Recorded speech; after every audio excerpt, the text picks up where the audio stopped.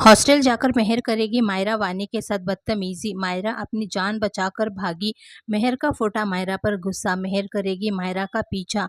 मेहर की वजह से मायरा का हुआ एक्सीडेंट। अबीरा अरमान को पता चलते ही लेकर आए मायरा को हॉस्पिटल। मायरा के होश में आते ही मायरा ने लगाया मेहर पर घटिया इल्जाम। ये सुनकर अबीरा के उड़े होश। अरमान का फोटा मेहर के लिए गुस्सा। अबीरा सबको देख इन सभी का सिचुएशन देख किया 9 साल पुराना अतीत का खुलासा। ये सुनकर अरमान के उड़े होश। जी हाँ दोस्तों, सीरियल ये रिश्ता क्या कहलाता है में आएगा एक ज़बरदस्त ट्रैक। आने वाले अपकमिंग एपिसोड बहुत ज़्यादा इंटरेस्टिंग और बहुत ज़्यादा धमाकेदार होने वाला है। आने वाले अपकमिंग स्टोरी में आप सभी देखेंगे बेहद ही अलग और इंटरेस्टिंग मोड़ आएगा जो कि कहानी को पूरी तरह से बदल देने वाली है। दरअसल कहानी में आप सभी को पता ही है कि मेहर ने आग लगा दिया है वानी को जलाने के लिए 8 साल पहले, और यहाँ पर इस आग में सिर्फ अबीरा और वानी नहीं फंसने वाली है, मायरा भी फंसने वाली है और कई बेगुनाह की जान भी जाने वाली है। जी हाँ दोस्तों, आपको बता दें ये आग जो लगा हुआ है वो बहुत ही ज़्यादा खतरनाक आग लगा है और इस आग को बचाने के लिए, इस आग से बचने के लिए काफ़ी लोग भाग तो जाते हैं लेकिन कुछ लोग आग में फंस जाते हैं।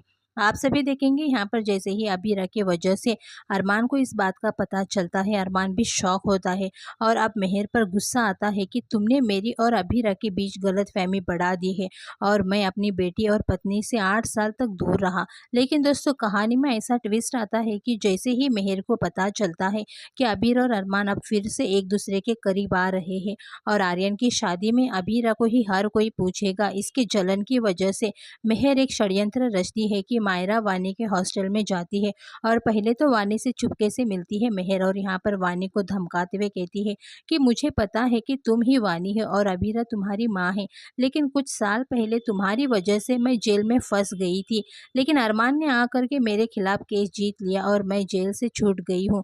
लेकिन तुम्हारी माँ की खुदकुशी करने से अबीरा के सामने सारा सच आ गया। उस वक्त तुम मेरे हाथ से मरते मरते बच गई, लेकिन अभी तुम्हें कौन बचाएगा।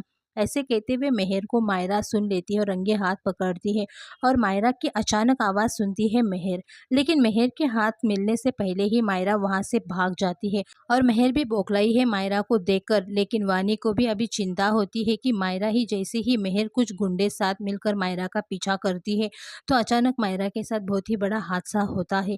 लेकिन वानी को पता नहीं होता है कि मायरा का एक्सीडेंट हुआ है, लेकिन फिर भी वानी पोद्दार हाउस में फ़ोन लगाती है दादी सा के फ़ोन पर। जैसे ही अरमान फ़ोन उठाता है तो वानी सब कुछ सच बताती है और जैसे ही अरमान सुनता है तो वो शॉक होता है। लेकिन अबीरा पूछती है कि क्या हुआ, किसका फ़ोन था, तो अरमान कहता है मुक्ति नाम की बच्ची का फ़ोन था। तो उसने कहा कि मेहर ने मायरा पर जानलेवा हमला करने की कोशिश की है। ये सुनकर अबीरा के पैरों तले ज़मीन खिसक जाती है और जैसे ही अरमान अबीरा घर से ढूंढने के लिए निकलते हैं रास्ते में, तो रास्ते में ही मायरा बेहोशी हालत में मिल जाती है। जैसे ही अरमान अबीरा हॉस्पिटल लेकर जाते हैं मायरा को, तो डॉक्टर ट्रीटमेंट करते हैं मायरा की, तो मायरा को होश आता है और जैसे ही होश में आती ही मायरा सबसे पहले मुक्ति तुम कैसी हो, मुक्ति का नाम ही लेते रहती है, मुक्ति का नाम ही बड़बड़ करते रहती है। ये सुनकर अबीरा को बहुत अच्छा लगता है कि मुक्ति और मायरा एक दूसरे के सुख दुख में साथ दे रहे हैं। लेकिन जैसे ही अरमान अपने मंकी को आवाज़ देता है तो मायरा हॉस्टल की सारी सच्चाई बताती है कि किस तरह से वानी और मुझे अपना शिकार बना रही थी मेहर। तभी चुपके से मेहर को सुनती है तो अरमान का बहुत ही भयंकर गुस्सा आता है मेहर पर। अब मेहर को नहीं छोड़ेगा अरमान, लेकिन अबीरा को देखते ही मायरा माफ़ी मांगती है। यहाँ पर एक ऐसा खुलासा करते हुए नजर आएगी अबीरा जो कि 8 साल पुराना खुलासा होगा।